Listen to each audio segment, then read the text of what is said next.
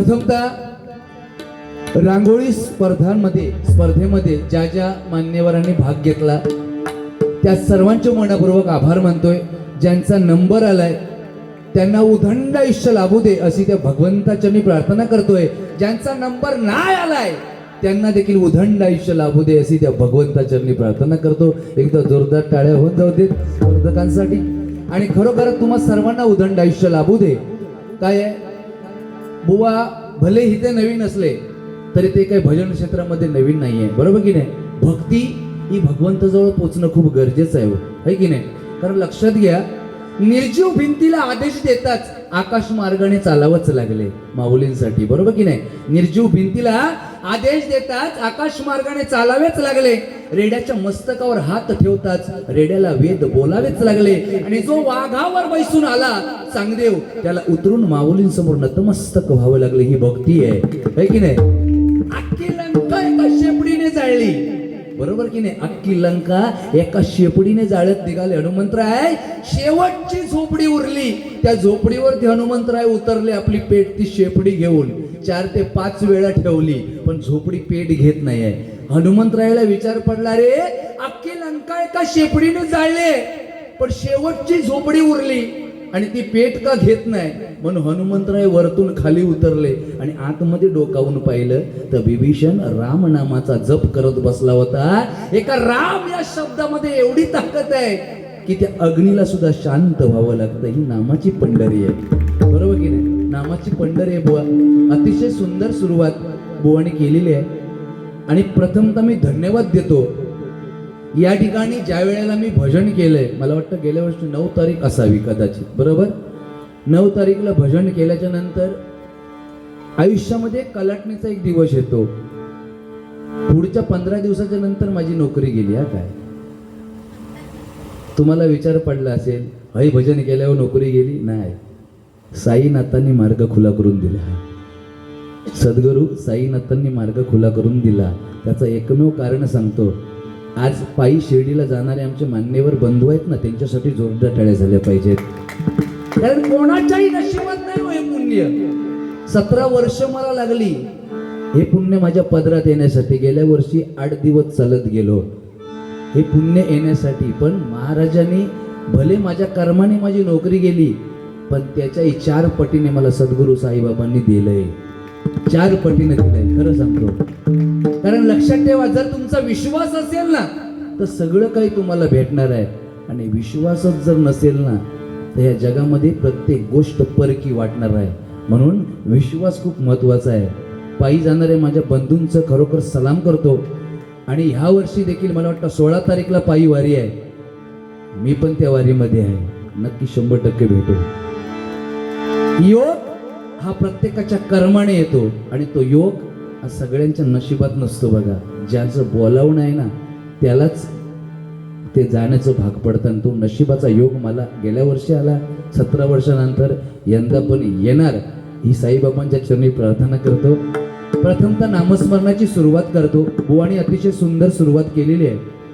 काय आहे बुवा, रांगोळी स्पर्धा आहे की नाही.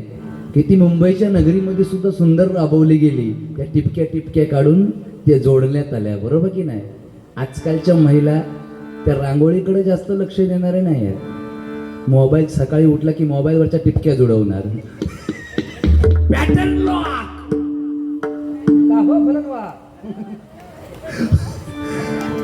पण रांगोळीच्या टिपक्या जोडल्याच्या नंतर आयुष्य खूप सुंदर होतं. कारण बघा, रंग अनेक आहेत. त्या रांगोळीमध्ये रंग भरण्यासाठी अनेक लागतात, आहे की नाही. इथे तोरणाकडे बघितलं तरी अनेक रंग आहेत. पण ज्या रंगांना आपलं आयुष्य सुंदर होतं तो एकच रंग आहे आणि तो पांडुरंग आहे. तो जर भजनात उभा असेल कशाची कमी नाही, बरोबर की नाही. आज संत गजानन महाराज यांचा प्रकट दिन सोहळा आहे. आणि खरोखरच गणपती गजाननाचं नाव गणेशाला भेटलेलं आहे. माझ्या आई वडिलांना धन्यवाद देतो. बापाच्या आज्ञेवरून आईचं मुडकं उडवलं तो परशुराम, जमदग्नी ऋषींचा पुत्र. आणि आईच्या आज्ञेवरून बापाला सुद्धा घरात घुसायला नाही दिलं तो पार्वतीचा पुत्र गणेश, बरोबर की नाही. असा पुत्र होणे गरजेचं आहे. प्रथमतः नामस्मरणाची सुरुवात करतो आणि त्यानंतर 100% तुमचं मनोरंजन करण्याचा प्रयत्न करणार. बुवानी जे जे काही बोललेलं आहे चुकून सुद्धा मला काय वाईट बोलणार नाही, कारण त्याची हिंमत होणारच नाही. अरे जॅकेट लपवून ठेवला म्हणजे विचार करा ना, एवढा घाबरला माझ्या जॅकेटला. म्हणजे पांढरा पांढरा आणलं म्हणून लपवून ठेवलं की काय. माणूस भारी आहे खरोखर, जबरदस्त व्यक्तिमत्व भारी आहे. पण काय आहे, ज्या छत्रपती शिवाजी महाराजांमुळे आज आपण भजन पूजन कीर्तन करतोय ना, त्या राजांसाठी एकदा जोरदार टाळ्या झाल्या पाहिजेत. कारण छत्रपती दैवत आमचे मुखी दुसरे नाम नाही, छत्रपती दैवत आमचे मुखी दुसरे नाम नाही. ज्याला भगव्याची लाज वाटते ती हिंदूंची औलाद नाही, ती हिंदूंची औलाद नाही, ती हिंदूंची औलाद नाही. जय भवानी, जय भवानी, जय भवानी. कायम आवाज गुणगत राहिला पाहिजे, बरोबर की नाही. कारण त्यांचे उपकार आमच्यावर आहेत, ते आम्ही कधीच विसरू शकत नाही. महिला वर्ग आहे, एकदा महिला वर्गांसाठी जोरदार टाळ्या होऊन जाऊ देत. धन्यवाद. सर्व मंडळाचे आभार मानतो, कमिटीचे आभार मानतो, फेडरेशनचे देखील आभार मानतो. आणि या ठिकाणी भजनाची सुरुवात भजन रूपी करतो.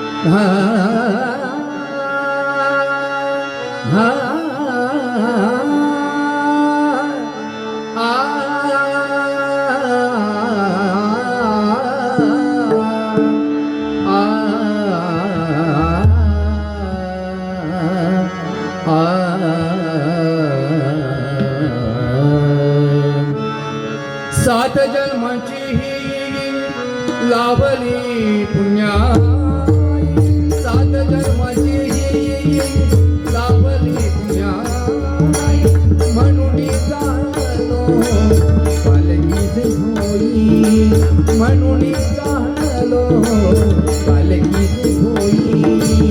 शांत माया मूर्ती पहाटे सारखी, शांत माया मूर्ती पहाटे सारखी.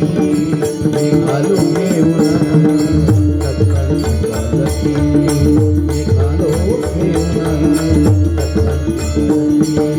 दिगंबरा दिगंबरा पादवल्लभ दिगंबरा.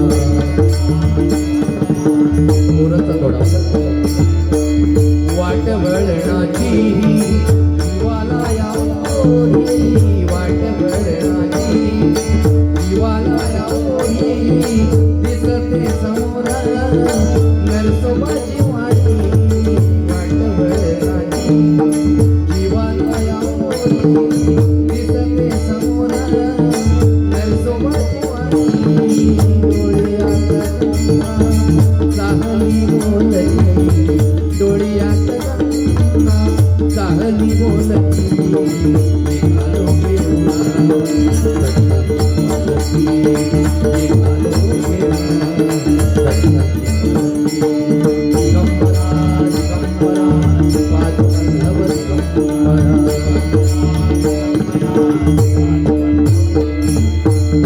गणाधीश जो ईश सर्व गुणांचा, गणाधीश जो ईश सर्व गुणांचा, मुळारंभ आरंभ तो निर्गुणांचा, मुळारंभ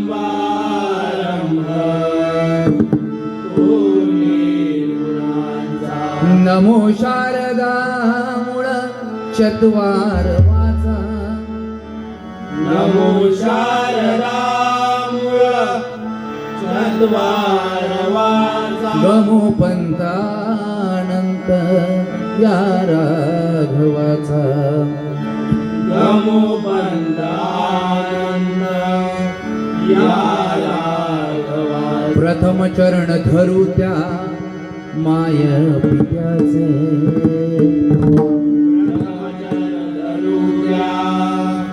माय पित्याचे जन्म घालून केले पालन आमचे. जन्म घालून गेले पालन आमचे. उपकार मानू त्या परम पित्याचे उपकार मानू द्या परम पित्याचे सांभाळिले त्याने निस्वार्थाने सांभाळिले त्याने निस्वार्थाने सार्थ करावे या जन्माचे सार्थ करावे या जन्माचे गवळणी सानिरणी रब सार्थ करावे या जन्माचे सार्थ करावे या जन्माचे स्मरण राहावे हरिनामाचे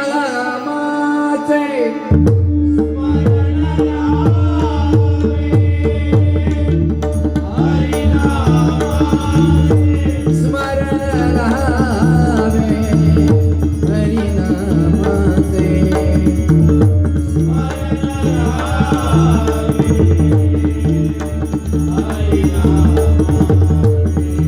स्मरण राहावे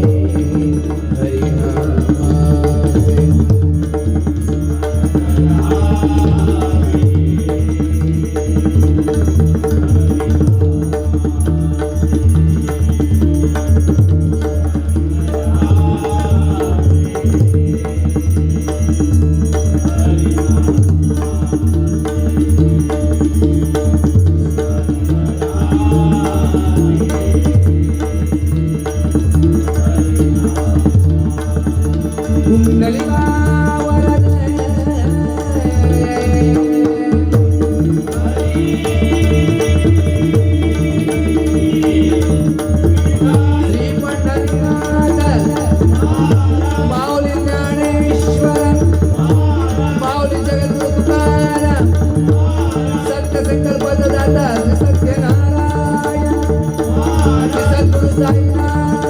आई नवना देवी आई पावना देवी आई महालक्ष्मी आई देसोबाई आई पट्टी देवी आई गुप्ता देवी